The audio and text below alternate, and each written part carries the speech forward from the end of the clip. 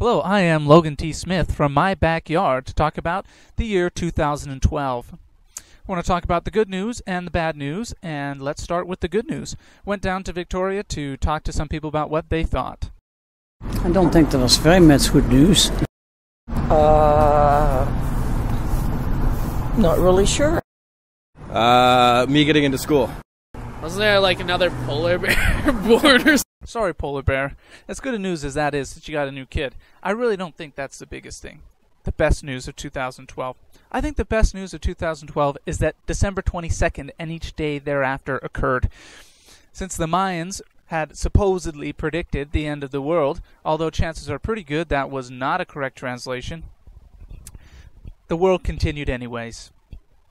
But why the heck did the Mayans even have a calendar that went that far in the future anyways? Like, the guy's writing a calendar for thousands of years in the future. His buddy's got to be going, what the heck you waste your time on this for? No one you ever know is ever going to see this.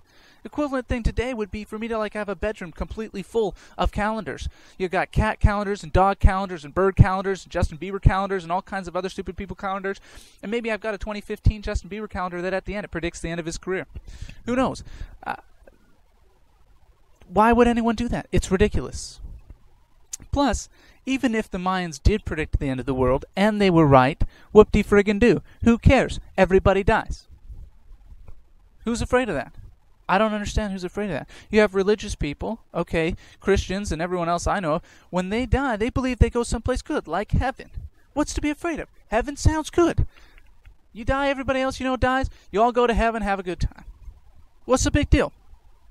Then you have, say, atheists or somebody like that, who believes that they're going to cease to exist completely. What's bad about that? You're not going to remember Earth. You're not going to remember your life. You're not going to miss it. What's the big deal? It'd be like when you go to the dentist, you get your wisdom teeth out, and you get sedated. You don't remember what happened. You could be saying dumb stuff, whatever. You don't remember it. You don't regret that. You're not sad about that. What's the big deal? It's just like when you die, you cease to exist. It'd be like going to the dentist and just never waking up. I don't see any problem with that. Anyways, so that's the good news. What's the bad news? Victorians had something to say about that too. Oh, the ongoing problem in Europe. Sale lockout. The U.S. can't getting their act together because it affects other countries as well. The destruction of the reefs. As bad as losing the coral reefs would be, I don't think that matches up to the potential of zombies raging across the earth. In May, in Florida, after some bad dope hit the streets, there were several attacks from humans on other humans eating their flesh. This dope gave the humans the taste for flesh.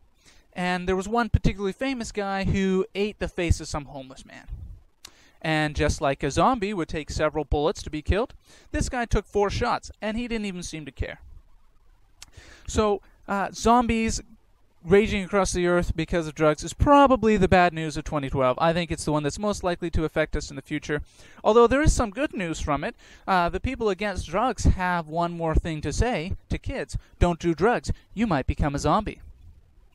And that's the year from my backyard in 2012.